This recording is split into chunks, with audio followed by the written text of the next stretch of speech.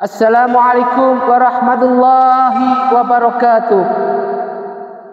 Alhamdulillah wassalatu wassalamu ala rasulillah. La hawla wa la quwata illa billah. A'udzu billahi minasyaitonir rajim. Bismillahirrahmanirrahim. Asyhadu an la ilaha illallah wa asyhadu anna Muhammadar Rasulullah sallallahu alaihi wasallam. Inna salati wa nusuki wa mahyaya wa mamati lillahi rabbil alamin. Lillahi rabbil alamin. Lillahi rabbil alamin. La syarika lahu wa bidzalika umirtu wa ana minal muslimin. Bismillahirrahmanirrahim. Ka'amzalil lu'lul maknun jazau bima kanu ya'malun. La yasma'una fiha laka wa la ta'thima illa kilan salaman salama. Sadaqallahu azim. Sadaqallahu ala rasulillah sallallahu alaihi wasallam. Ma'asyiral muslimin muslimat, jamaah pencerahan bimbingan amalan yang Ustadz takzimi, Ustadz muliakan. Pertama, mari kita panjatkan rasa puji syukur kita pada Allah Subhanahu wa taala atas rahmat dan hidayah, baik rahman maupun rahim yang diberikan Allah kepada kita.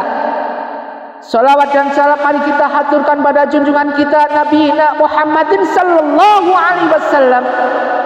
Mudah-mudahan syafaat beliau nanti terkhususkan buat umatnya, terutama kita ini, terutama antum semua yang rajin istiqomah dalam mendengarkan pencerahan bimbingan amalan setiap harinya. Ya hanya yang rajin istiqomah aja Ustadz doain akan mendapatkan syafaat dari baginda Rasulullah sallallahu alaihi wasallam. Yang enggak istiqomah bagaimana? Didoain, bukan dibenci, bukan dicelakain, didoain. Sebagaimana baginda Rasulullah sallallahu alaihi wasallam ketika melihat umatnya, meskipun dia membenci baginda Rasulullah sallallahu alaihi wasallam, Rasulullah tetap mendoakan dan mendoakan.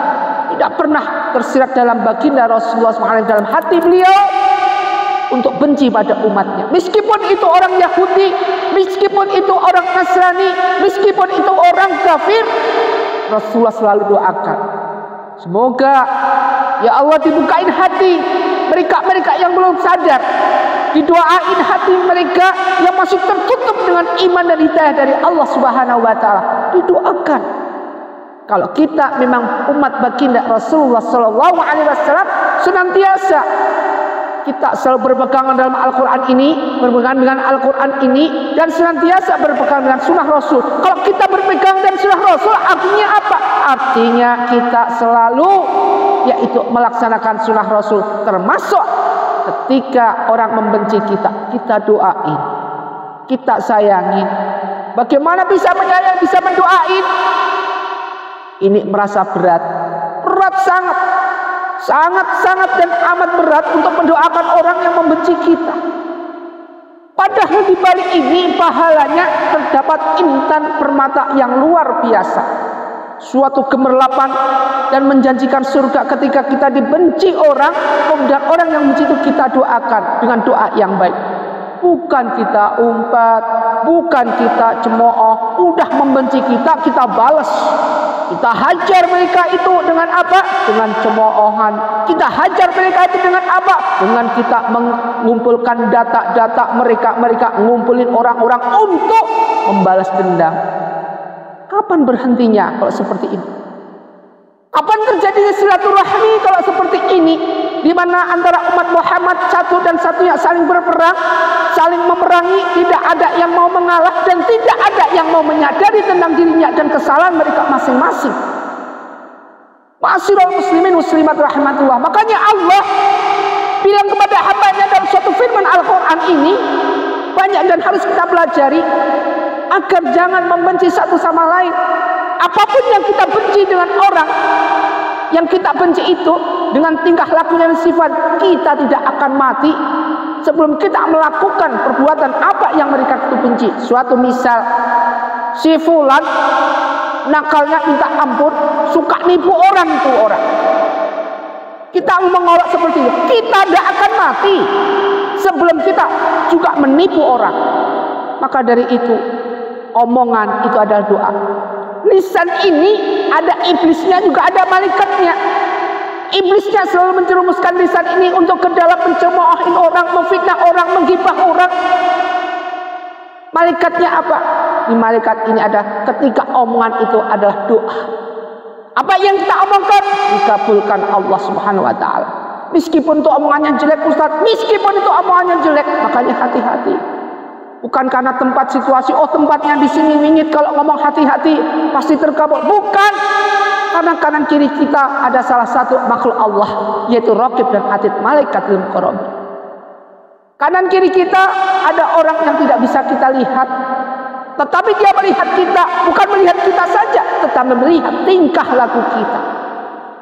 Termasuk orang-orang yang menjerumuskan kita, yaitu apa? Iblis yang ada dalam tubuh kita ini, dari atas ubun-ubun sampai bawah sampai kaki, ada semua. Dia bertempat tinggal selalu di ros-ros ini. Jadi iblis bertempat tinggal di setiap ros. Makanya disunahkan dalam suatu riwayat kalau bisa zikir tiap hari 360, karena dalam organ tubuh kita ini terdapat 360 potongan tulang ke tulang, sambungan tulang. Disinilah sambungan tulang ke tulang ini dihuni oleh iblis. Bisa dibayangkan. Ini baru menghuni di sambungan tulang sama tulang. Belum lagi dia iblis menghuni dalam saraf-saraf kita, dalam perut kita, di dalam kotoran-kotoran kita yang belum kita keluarin. Ini dia akan bersembunyi. Makanya dalam suatu riwayat, antum kalau di kamar mandi jangan lama-lama. Kenapa? Kalau lama-lama di kamar mandi artinya dia berteman dengan iblis. Ketika masuk kamar mandi, kaki kiri dulu, bukan kaki kanan. Masuk kamar mandi kaki kanan, masuk masjid kaki kiri, terbalik semuanya. Inilah akidah-akidah yang sudah diputar balik oleh umat Muhammad. Dan nantinya ini akan dimintai pertanggungjawaban. Dan pertanggungjawaban ini nanti akan menjadi beban di yaumul hisab. Menjadi beban kita terima catatan kita dengan tangan kanan maupun tangan kiri. Bagaimana kita menerima catatan amal kita? Diterima dengan tangan kanan atau sebaliknya dengan tangan kiri. Kalau tangan kanan kita bisa masuk surga, kalau tangan kiri kita akan masuk neraka. Makanya disebutkan Bismillahirrahmanirrahim, innahum kanu qabla dzalika mutrafin. Innahum kanu, sesungguhnya mereka itu qabla dzalika, sebelum itu, jadi sebelumnya mutrafin, hidup bermewah-mewahan. Jadi mereka yang selama hidup di dunianya bermewah-mewahan, sebagaimana yang kemarin pernah kita bahas, al-hakumut takatsur, itu bermegah-megahan. Kalau al-hakumut takatsur itu bermegah-megahan. Sementara kalau di sini qabla dzalika mutrafin, hidup bermewah-mewahan. Jadi ketika hidup bermewah-mewahan ini cenderung kita untuk senantiasa lupa dengan perintah Allah. Itu sudah pasti. Kenapa? Dengan kehidupan yang bermewah-mewahan, kemudian kita selalu melakukan suatu perbuatan-perbuatan. Di sini disebutkan tadi wakanu yusirruna alal khimsil adzim. Artinya wakanu, dan mereka yusirruna terus-menerus. Yusirruna terus-menerus. Yusirruna terus-menerus, dia menerus-menerus bagaimana? Alal khimsil adzim, yaitu alal khimsil, mengerjakan dosa. Adzim yang besar, mengerjakan dosa-dosa yang besar. Ketika hidup bermewah-mewahan, lupa dengan perintah Allah. Dengan perintah Allah ini dia lupa, sehingga mereka mengerjakan suatu di sini ala khimsil adzim, terus-menerus mengerjakan suatu perbuatan dosa besar. Perbuatan dosa besar itu apa?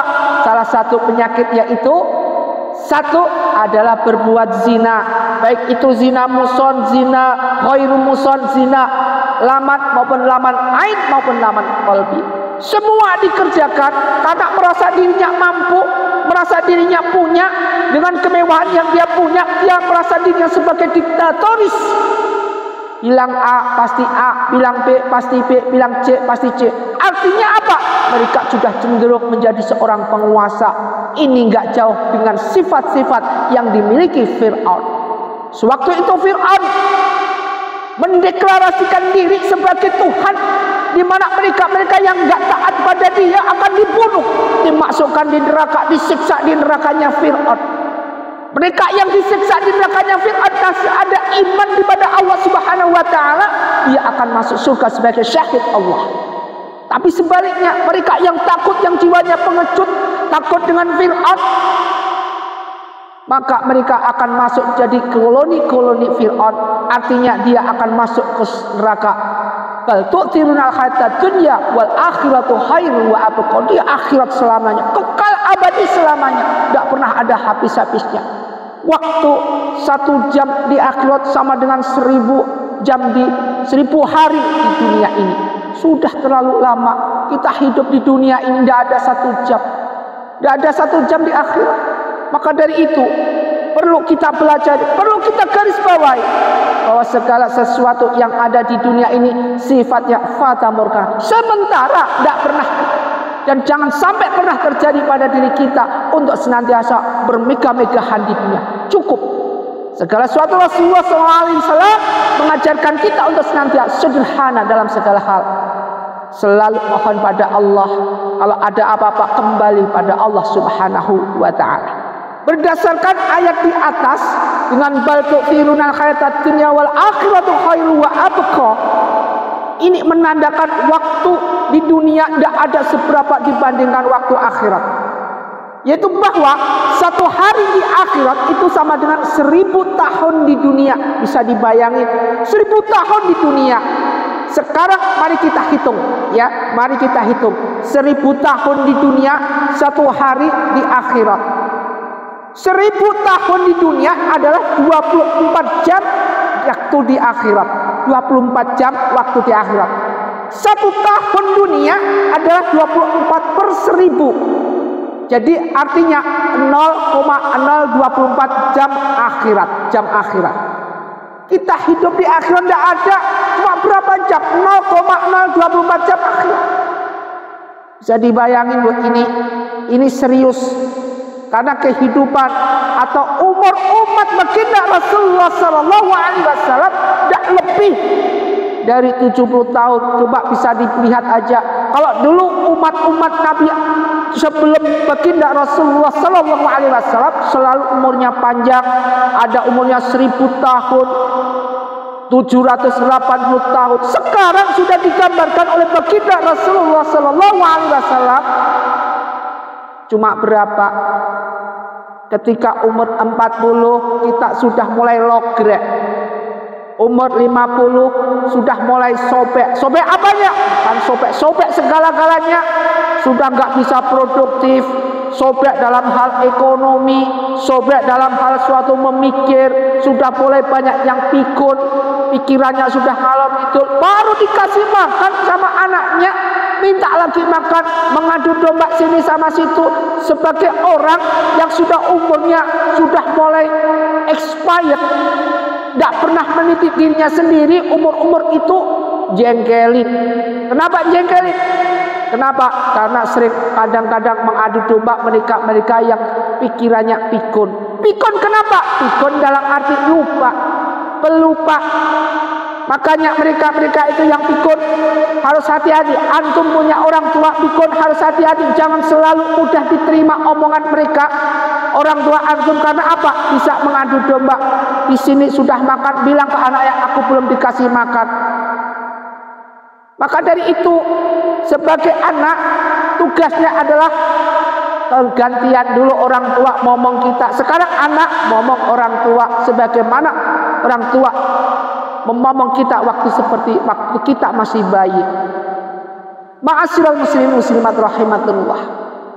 Kalau orang pikun, kalau antum tidak ingin pikun, maka dari itu ketika sekarang perbanyak baca Al-Quran. Al-Quran ini sering dibaca setiap hari. Insya Allah, Allah akan jamin kita tidak akan pikun. Ketika masa tua kita tidak akan pikun, tidak akan nyusahin anak-anak kita. Allah jamin ini. Karena apa?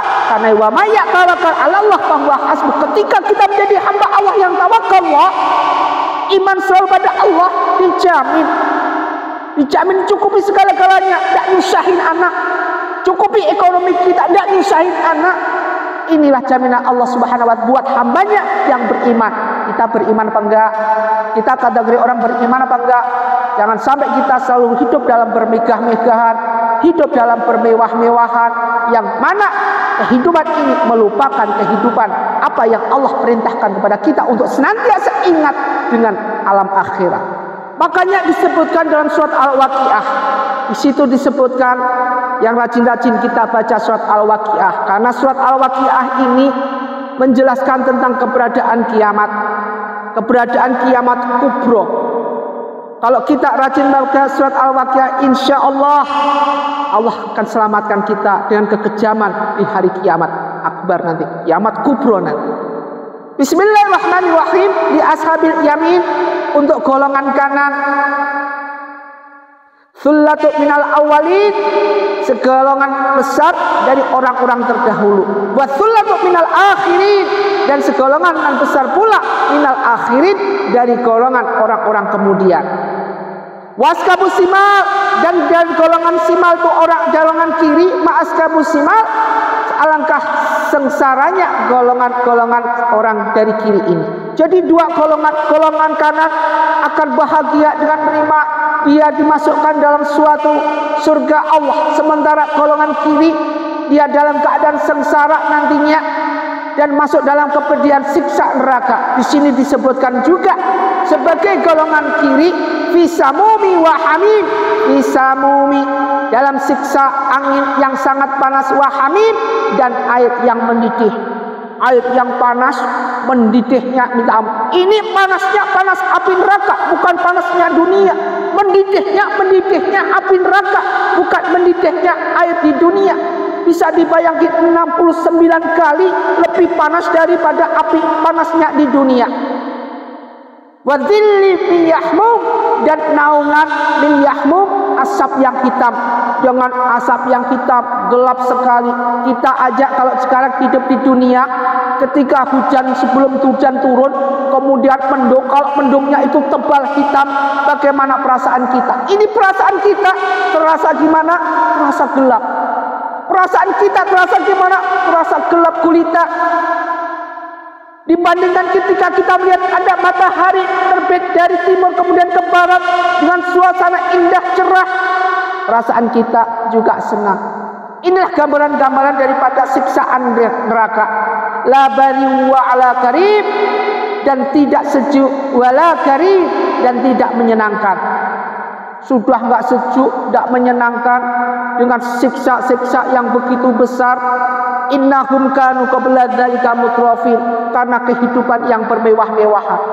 Sehingga di sini sudah dijelaskan, sudah diperintahkan, tetapi kita sebagai hamba Allah, sebagai umat baginda Rasulullah SAW, dan jelas dalam beberapa hadisnya banyak, tetapi kitanya ini sebagai oknumnya ini tidak pernah mau belajar, tidak pernah mau untuk mengoreksi diri kita sendiri, yang senantiasa kita rajin dan sangat rajin dalam mengoreksi orang lain, sangat rajin diri kita dalam memerintah orang lain.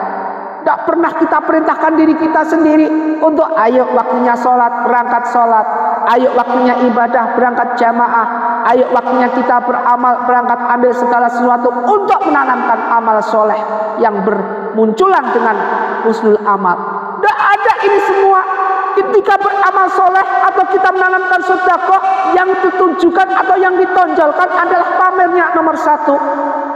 Pamer sehingga sedekah yang seharusnya menjadi husnul amal hilang semuanya. Gak ada satupun yang ada dalam amal kita. Hilang, musnah semua. Makanya dalam suatu riwayat hadis dikatakan bahwa ketika kita sedekah, tangan kiri ini jangan sampai melihat kalau tangan kanan ini masukin sedekah. Ini artinya apa? Artinya bahwa segala sesuatu yang berbau sedekah itu alangkah baiknya kalau kita benar-benar sedekah yang kita keluarkan ini menanamkan suatu hasil, yaitu husnul amal. Jangan sampai sia-sia hanya karena ujub riya tertanam dalam hati kita untuk merasa diri kita wah, untuk merasa diri kita pamer, untuk merasa diri kita ingin suatu hal yang berbau pamrih. Ma'asyiral muslimin muslimat rahmatullah, marilah kita mudah-mudahan dengan surat Al-Waqiah yang bagian daripada surat Waqiah ini bisa memberikan kita cerahan bimbingan, koreksi diri kita senantiasa menjadi hamba Allah yang husnul khatimah, menjadi hamba Allah yang senantiasa memulai hidup dengan mulai hal yang baru. Jangan sampai kita terberat kanan, terberat kiri, sehingga apa yang kita lakukan sia-sia di hadapan Allah. Bismillahirrahmanirrahim. Allahumma sholli wa sallim ala sayyidina Muhammad wa ala ali sayyidina Muhammad kama shallaita ala sayyidina Ibrahim wa ala ali sayyidina Ibrahim fil alamin innaka Hamidum Majid. Semoga bermanfaat apa yang kita kaji dan semoga bermanfaat untuk kita realisasi dalam kehidupan sehari-hari. Usikum wa nafsi bittaqwallah wa bila taufiq wal hidayah. Wassalamualaikum warahmatullahi wabarakatuh.